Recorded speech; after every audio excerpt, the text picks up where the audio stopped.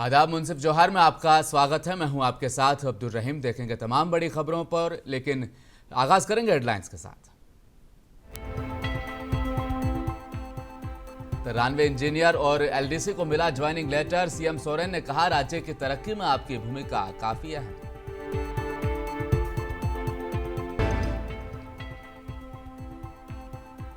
बिहार में नीतीश सरकार ने जारी की जाति आधारित गणना की रिपोर्ट। उठ रहे सवाल, बीजेपी ने लगाए पोस्टर।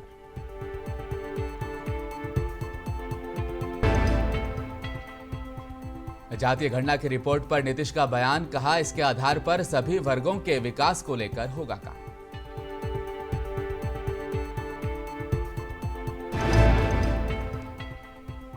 दूसरी बार बिहार आए धीरेन्द्र कृष्ण शास्त्री। ना दिव्य दरबार लगेगा, ना होगा प्रवचन। अपनों का पिंडदान करेंगे बागेश्वर बाबा।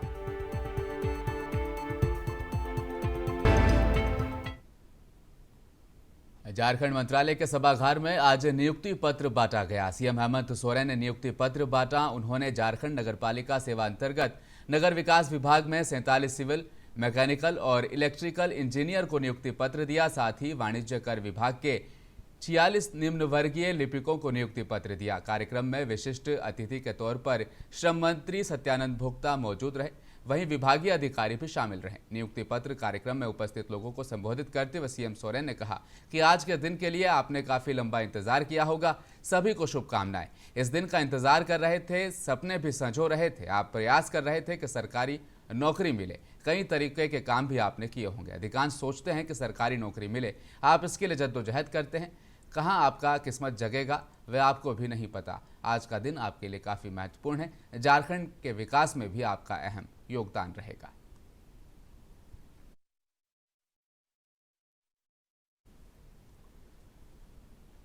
बोकारो जिलों के बेरमो अनुमंडल स्थित बोकारो थर्मल और चंद्रपुरा पावर प्लांट में संयुक्त मोर्चा संघर्ष समिति की ओर से 9 सूत्री मांगों को लेकर विधायक कुमार जयमंगल उर्फ अनूप सिंह के नेतृत्व में डीवीसी के बोकारो थर्मल और चंद्रपुरा पावर प्लांट का गेट अनिश्चितकालीन जाम कर दिया गया।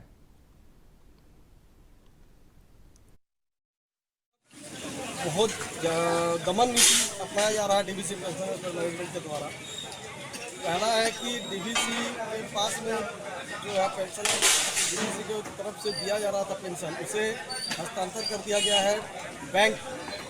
डीवीसी पेंशनर्स अपने भी फंड है डीवीसी के पास में, डीवीसी एम्प्लॉय का ही है। जामताड़ा शहर के लोगों की बिजली समस्या का समाधान 24 घंटे के अंदर जामताड़ा विधायक डॉक्टर इरफान अंसारी ने किया। विधायक ने जेबीसी हाई स्कूल के पास एक ट्रांसफार्मर का उद्घाटन फीता काट कर किया। इस दौरान उन्होंने लोगों की समस्याओं को भी सुना और समाधान करने की बात कही। मौके पर विधायक इरफान अंसारी ने कहा कि कल शाम को उन्हें सूचना मिली थी कि जेबीसी हाई स्कूल के पास ट्रांसफार्मर खराब हो गया और मैं 24 घंटे के अंदर ट्रांसफार्मर को बनवा चुका हूँ। यहाँ पर अचानक जो ट्रांसफार्मर ख़राब हो गया था और शहर का ट्रांसफार्मर ख़राब हो और इरफान अंसारी चुप बैठे, ऐसा हो नहीं सकता। तो रात में आए थे और दिन में ट्रांसफार्मर लग गया। मैं शहरवासी को कहना चाहता हूँ, जितना मैं ग्रामीण का हूँ उतना शहर का भी हूँ। शहर के लोग भी वोट देते हैं, लेकिन यहाँ के लोगों को मिसगाइड किया गया, ठगा गया और यहाँ के लोगों को डराया गया। तो मैं कहा हूँ कि आप लोग डरिए नहीं, अरे डरना तो ऊपर वाले से डरिए। पुलिस अधीक्षक अनिमेश नथनी के निर्देश पर जामताड़ा थाने में जनता दरबार का आयोजन किया गया। जनता दरबार में शहर के बुद्धिजीवियों ने बढ़ चढ़कर हिस्सा लिया। इस दौरान शहर के लोगों ने ट्रैफिक से संबंधित समस्याओं को जनता दरबार में रखा।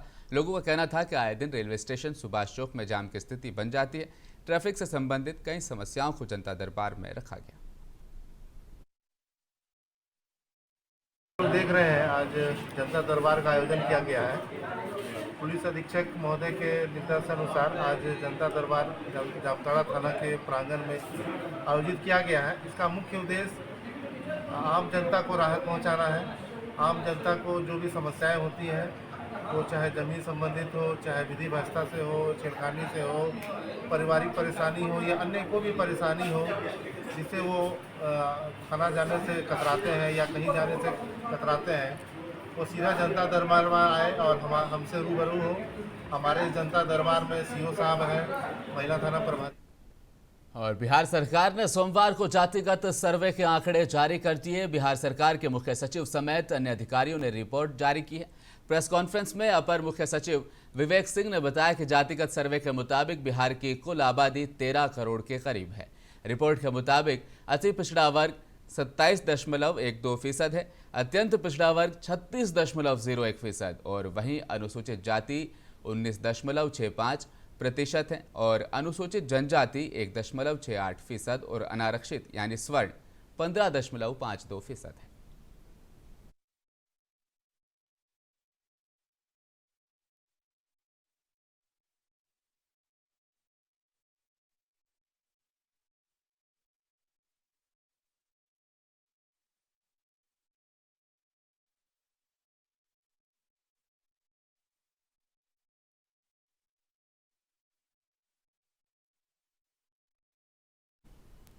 और बिहार में जाति आधारित गणना की रिपोर्ट जारी हो चुकी है। रिपोर्ट जारी होने के बाद मुख्यमंत्री नीतीश कुमार का इस पर बयान भी आया।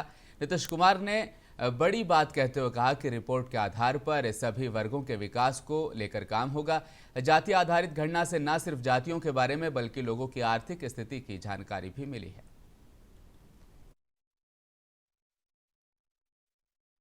जैसे ही पब्लिश होगा तो 9 पार्टियों की सहमति से सब हुआ है।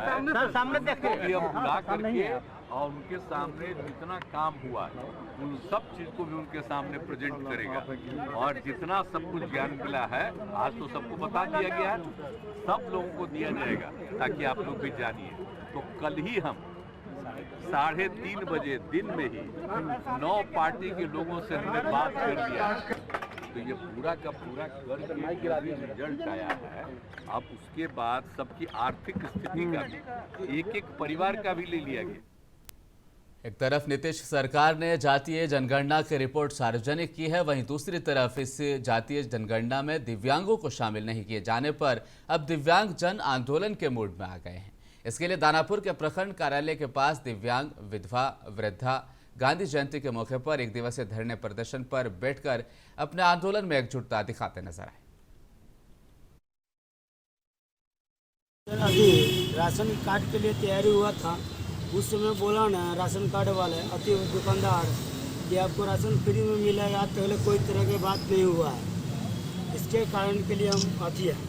डिमांड यही है कि समाज में सरकार द्वारा समाज को जनगणना कराया जा रहा है, जिसमें फॉर्म आया है कि जनगणना कीजिए और घर पर जाइए। दिव्यांग का उसमें कॉलम नहीं दिया गया है। हम कहना चाह रहे हैं कि मतलब कि दिव्यांग को समाज का एक अंग माना जाता है, फिर भी दिव्यांग को जनगणना से के कॉलम से क्यों हटाया गया उससे? इसलिए हम चाहते हैं कि दिव्यांग का भी जनगणना हो। लेकर के अभी बैठे हैं। पहला मांग मेरा यही है कि सब कुछ का जनगणना हो रहा है, विकलांगों की जनगणना नहीं हुआ है। जबकि विकलांग को ये पता नहीं, विकलांग के बारे में सरकार को पता नहीं है कि बिहार इंडिया में कितने विकलांग हैं तो क्या देंगे। दूसरी बात हमारा है कि एक आयोग एक पेंशन। हमारे दिल्ली में 3000 पेंशन है, हमारे बिहार में 4। बिहार में हुई जाति गणना को रुकवाने के लिए केंद्र सरकार और भाजपा ने पूरी कोशिश की, लेकिन उन्हें सफलता नहीं मिली। अब जाति गणना की रिपोर्ट सार्वजनिक हो जाने पर भाजपा इसका क्रेडिट लेने में लगी है।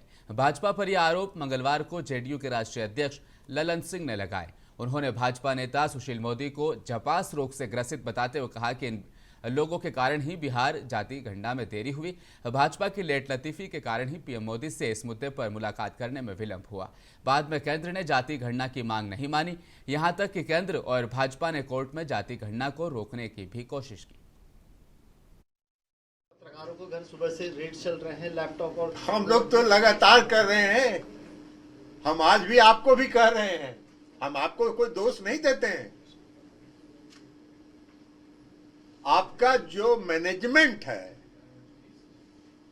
वह प्रोड्यूसर डायरेक्टर जो इस मीडिया के अभी बने हुए इस देश के माननीय गृह मंत्री जी उनके नियंत्रण में है। और ये सब डराने धमकाने के लिए ये सब किया जाता है बीच बीच। वहीं दूसरी तरफ आरएलजेडी के राष्ट्रीय अध्यक्ष उपेंद्र कुशवाहा ने जातीय गणना के आंकड़ों को एकदम फर्जी बताया। साथ ही कहा कि सरकार द्वारा जारी की गई रिपोर्ट में कई खामियां हैं और ऐसा लगता है कि सरकार ने हड़बड़ी में जातीय गणना के आंकड़े जारी कर दिए। उपेंद्र कुशवाहा ने कहा कि खुद उनसे जातीय गणना के दौरान किसी ने उनसे उनकी जाति के बारे में नहीं पूछा है। ये एक व्यक्तिगत मसला हो सकता है, लेकिन बहुत से ऐसे लोग हैं जो इस तरह की बात कह रहे हैं। जातीय गणना को लेकर उठ रहे सवालों को दूर करना सरकार की जवाबदेही है। जातीय गणना का मामला कोर्ट में चल रहा था। इस बीच सरकार ने कोर्ट में कह दिया कि जातीय गणना का काम पूरा हो चुका है। जारी हुआ सरकार की ओर से, उस आंकड़े पर थोड़ा आश्चर्य मुझको है। यह इसलिए चर्चा कर रहे हैं कि अभी मौजूद विषय है। मुझसे तो आज तक किसी ने पूछा ही नहीं कि आप किस जात के हैं, किसी ने नहीं संपर्क किया और मुझसे नहीं पूछा, तो इसका मतलब कि मेरी जात का आंकड़ा उसमें नहीं शामिल हुआ। और सिर्फ एक व्यक्ति का सवाल नहीं, इस तरह से बिहार में अनेक जगह से लोगों का फोन कल से लेकर अभी तक, खास करके जो कमजोर जात के लोग हैं, जिनकी संख्या 1% दिखाई गई, 2% दिखाई गई, ऐसी जात के जो लोग हैं, उन लोगों की ओर से बहुत जगह से फोन आया कि हमारा परिवार बिल्कुल छूट गया, कोई नहीं आया हमसे पूछने। और जाति आधारित जनगणना की रिपोर्ट जारी होने के बाद से बिहार में सियासत भी तेज हो गई है। एक तरफ बिहार सरकार अपनी पीठ थपथपा रही है, तो वहीं दूसरी तरफ बीजेपी सवाल उठा रही है। पटना के अलग अलग चौक चौराहों पर भाजपा नेता कौशल कुशवाहा की ओर से बड़े बड़े पोस्टर लगवाए गए हैं। पोस्टर में ऊपर लिखा गया है कि कुशवाहा विरोधी नीतीश तेजस्वी की सरकार।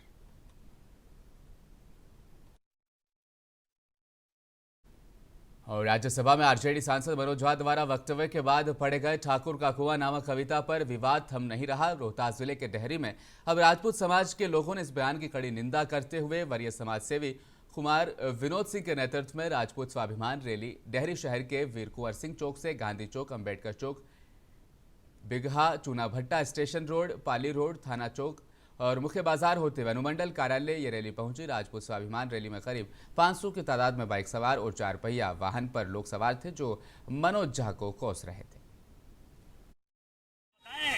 इस संविधान में किस आर्टिकल में उनको इतना अधिकार दिया है कि हाउस में बैठ के किसी को गाली दें, किसी जातीय सूचक शब्दों का प्रयोग करके अपमानित करें? ये जरा बताएं। और नहीं तो माफी मांगनी होगी। बिना माफी मांगे एक लोकतांत्रिक तरीके से जो लड़ाई लड़नी चाहिए इस देश में, सदन से सड़क तक लड़ेंगे। विरोध कर रहे हैं, इनका विरोध हम लोग हरदम करेंगे। इस तरह का बयान इनको नहीं देना चाहिए। यहाँ जाति का नहीं, इस समाज के हम लोग लेके चलते हैं। इस तरह का बयान उनको हम घोर निंदा करते हैं। बागेश्वर धाम के पीठाधीश्वर पंडित धीरेन्द्र कृष्ण शास्त्री दूसरी बार बिहार दौरे पर पहुंचे हैं। सोमवार की शाम वे गया एयरपोर्ट पहुंचे। 4 अक्टूबर तक धीरेन्द्र कृष्ण गया में रहेंगे, लेकिन ना तो उनका दिव्य दरबार लगेगा और ना ही कोई प्रवचन होगा। धीरेन्द्र शास्त्री अपने पूर्वजों का तर्पण करेंगे। धीरेन्द्र शास्त्री के आगमन को लेकर उनकी टीम गया एयरपोर्ट पर मौजूद थी। मिली जानकारी के मुताबिक पंडित धीरेन्द्र शास्त्री 4 अक्टूबर तक गयाजी में रहेंगे और वे अपने पूर्वजों की पिंडदान और तर्पण गयाजी में करेंगे। हालांकि उनके चाहने वाले लाखों समर्थक नहीं मिलने से निराश हैं। हालांकि बता दें कि बाबा धीरेन्द्र शास्त्री गयाजी में दिव्य दरबार नहीं लगाएंगे। गोपालपुर विधानसभा क्षेत्र के विधायक गोपाल मंडल लगातार अपने बयानों और कारनामों से लगातार चर्चा में रहते हैं। इस बार विधायक हथियार का प्रदर्शन करते हुए नजर आए। आप तस्वीरों में साफ तौर पर देख पाएंगे। अपने किसी परिचित के मरीज को देखने के लिए विधायक जवाहरलाल नेहरू चिकित्सा अस्पताल पहुंचे। यहां विधायक का कुशला की अंदाज देखने को मिला। विधायक अपने हाथ में लाइसेंसी पिस्तौल लेकर अस्पताल के अंदर पहुंच गए। एक तरफ सरकार कहती है कि वह सुशासन की सरकार है, वहीं दूसरी तरफ सुरक्षा गार्ड होने के बावजूद भी विधायक को हाथ में पिस्तौल लेकर चलना पड़ रहा है।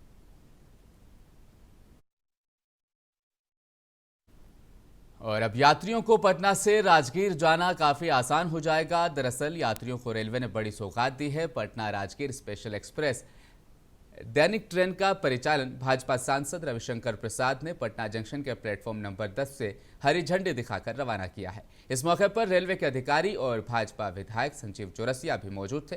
जहां इस मौके पर पटना जंक्शन पर यात्रियों की खुशी का ठिकाना नहीं था।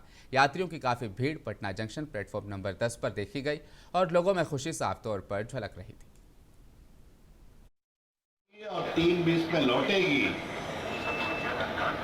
और ये ट्रेन पटना से चलेगी, राजेंद्र नगर में रुकेगी, गुलदारबाग में रुकेगी, पटना साहिब में रुकेगी, फतुहा में रुकेगी और उसके बाद आपके खुसरोपुर में रुकेगी।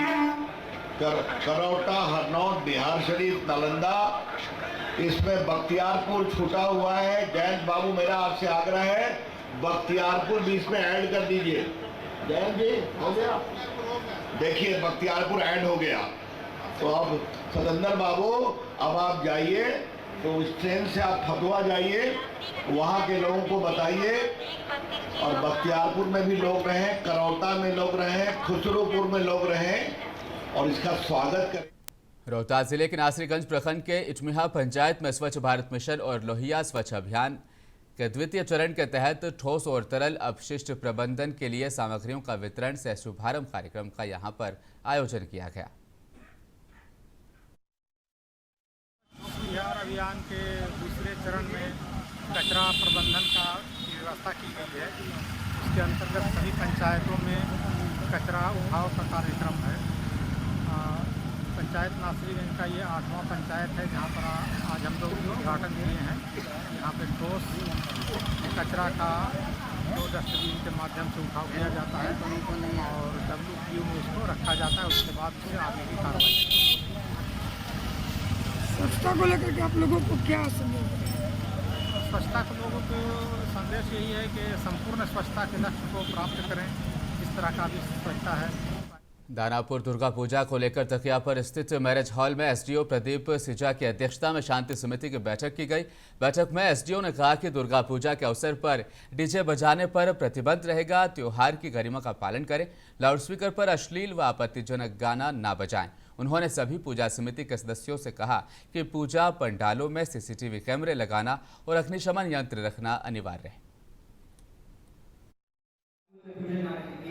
क्या हुआ क्या नहीं हुआ।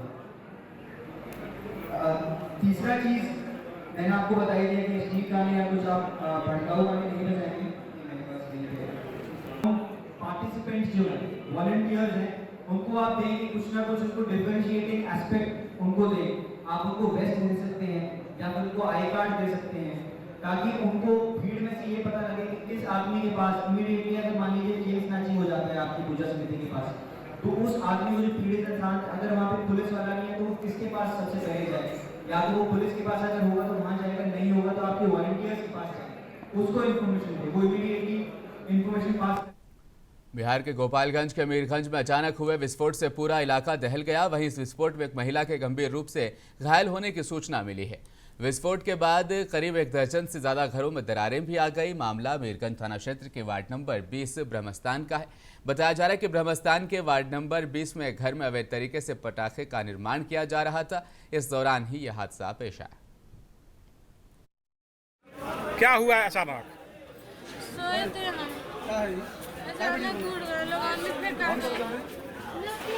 आवाज किसी चीज का आवाज हुआ?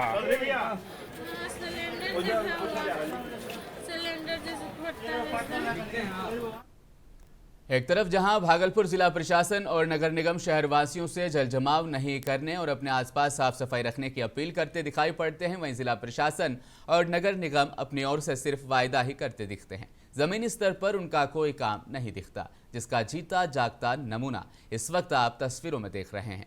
दरअसल ये तस्वीर है भागलपुर के दक्षिणी क्षेत्र के वार्ड नंबर 50 की और 51 की। यहाँ पर जनजीवन अस्त व्यस्त दिख रहा है। लोग काफी त्रस्त हैं। लोग इतने आक्रोशित हैं कि प्रदर्शन पर उतारू हैं। जल जमाव, नाले की सफाई नहीं होने से शहर में डेंगू के मरीज भी लगातार बढ़ रहे हैं, लेकिन जिला प्रशासन और नगर निगम इस पर संज्ञान नहीं ले रहा।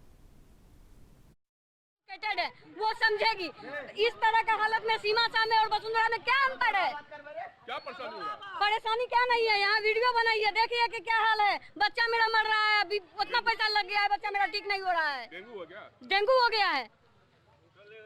बच्चा मेरा 15 दिन से बिछौना धरे हुआ है। कोई नहीं सुन रहा है। कौन सुनेगा? देखिए ना, सारा दिक्कत तो सामने है, सारा दिक्कत सामने है, नर्क बना हुआ है। खबर रोहतास जिले के कारगहर से है, जहां पर संयुक्त किसान मोर्चा के आह्वान पर किसान महासंघ के कार्यकर्ताओं ने विरोध मार्च निकालते हुए प्रधानमंत्री मोदी का पुतला फूंका। किसान महासंघ के संस्थापक रमाशंकर सरकार का कहना है कि 2 साल पहले उत्तर प्रदेश के लखीमपुर खीरी में गृह राज्य मंत्री अजय कुमार मिश्र चैनी के गाड़ी से किसानों को कुचला गया था और वर्तमान नरेंद्र मोदी की सरकार में आज भी उन्हें मंत्रिमंडल में स्थान प्राप्त है, जबकि उनकी गिरफ्तारी हो जानी चाहिए थी।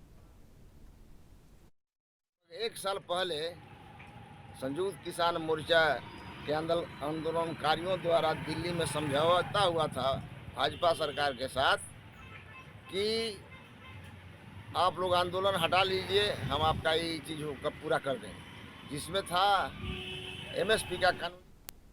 और बेतिया जिला वार्ड सदस्य महासंघ के कलेक्ट्रेट गेट पर वहां पर धरना दिया गया। पूरे जिले से आए हुए वार्ड सदस्यों ने अपनी 14 सूत्री मांगों को लेकर जिला अधिकारी को ज्ञापन भी सौंपा। वहीं प्रखंड अध्यक्ष प्रदेश महासचिव छोटे श्रीवास्तव ने कहा कि पिछले दिनों से जिले के सभी प्रखंडों में सभी वार्ड सदस्यों ने धरना प्रदर्शन किया, लेकिन आज पूरे बिहार के 38 जिलों में लोग अपनी 14 सूत्री मांगों को लेकर धरना दे रहे हैं। देखिए, आज का जो हम लोग का जो मांग है वो 14 सूत्र मांग है। सबसे पहले आपके चैनल को मैं तमाम वार्ड सदस्यों की तरफ से आप लोग का अभिनंदन करते हैं कि हमारे जो आवाज़ है, हमारा जो दर्द है, इसके लिए आए और प्रमुखता से चलाने के लिए आज जो हम लोग। और कैमूर जिले के भभुआ जिला मुख्यालय पर वार्ड सदस्य द्वारा संयुक्त रूप से आक्रोश मार्च निकाला गया, जिसमें बिहार सरकार के पंचायती राज्य मंत्री मुर्दाबाद के नारों के साथ ये मार्च आगे बढ़ रहा था। सितंबर से लेकर 3 अक्टूबर तक राज्यव्यापी धरना प्रदर्शन एवं आक्रोश मार्च पूरे बिहार में हम लोग का चल रहा है। आज 1 दिवसीय धरना प्रदर्शन हम लोग का जिला मुख्यालय पूरे बिहार पे है। अपने वार्ड सदस्यों के हक और अधिकार के लिए, मान सम्मान के लिए, जो वार्ड सदस्यों को पंचायतों में, जिला में, प्रखंड में पदाधिकारियों के। और मुंसिफ जोहार के अंतिम क्षणों में एक बार फिर नजर हेडलाइंस पर। ईरान में इंजीनियर और एलडीसी को मिला ज्वाइनिंग लेटर। सीएम सोरेन ने कहा, राज्य की तरक्की में आपकी भूमिका काफी अहम।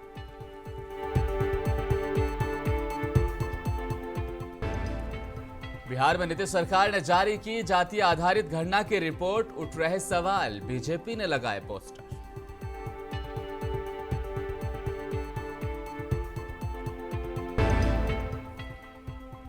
जातीय गणना की रिपोर्ट पर नीतीश का बयान, कहा इसके आधार पर सभी वर्गों के विकास को लेकर होगा काम।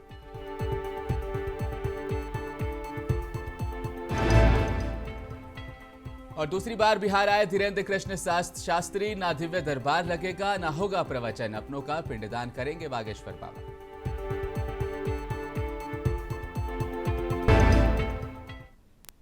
खबरों में फिलहाल इतना ही। आप देखते रहिए मुंसिफ टीवी न्यूज, अब नए अंदाज के साथ। नमस्कार।